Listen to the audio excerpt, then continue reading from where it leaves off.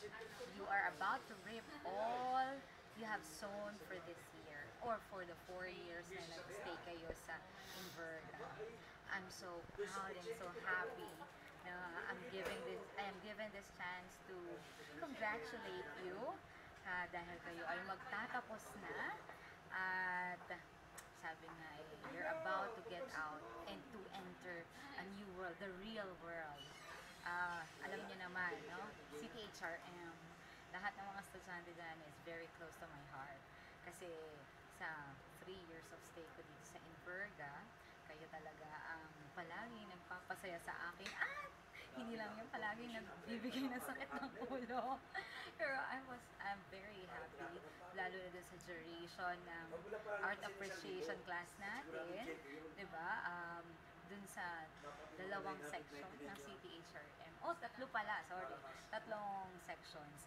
And, well, guys, kailangan lang siguro matandaan ninyo, no? Maalala ninyo na whatever you have learned, you have experienced in this university, dapat dalhin ninyo at huwag niyong kalimutan yan as you go out and try to accomplish all your dreams in the real world, in the outside world, ika nga.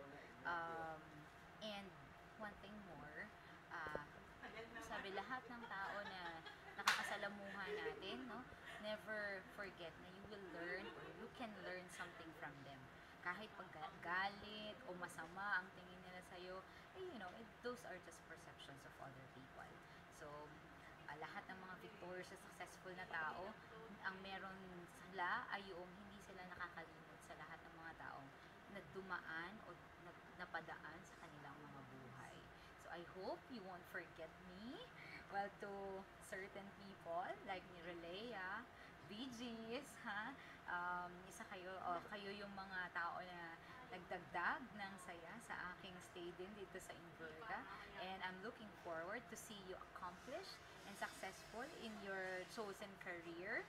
Kina Mickey, or Mikey, kay Mikey, kay Emil, so thankful na palagi kita nakakita nga whenever you dance. Continue with that.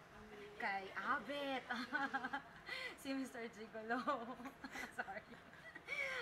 Hindi pa rin ako mag-move on sa ating mga art appreciation event. Kay Alan, AL, hope I won't see you again in hydrogen. Pero if ever we bump into each other, Alan, mas gusto ko nga na you're staying true to yourself, okay? You are beautiful. Walang chika yan, ha? You are beautiful inside and out. And I'm so happy na nakita ko yung side mo yun. Okay? Sa pag-akyat mo sa stage. Pwede kang stand-up comedian. Okay, kay Christian, kay Loleng, kay Jean, kay Mr. Gumisad. Mr. Gumisad talaga, no? Well, to all of you, those that I haven't mentioned, you know naman, you're all close to my heart. And all that I am thinking of at this moment is that I'm so happy and so grateful na naging part kayo ng buhay ko at naging part ako ng mga buhay ninyo. At sana nga, eventually, you can achieve whatever you want, no? So, yun lang. Good luck! Thanks!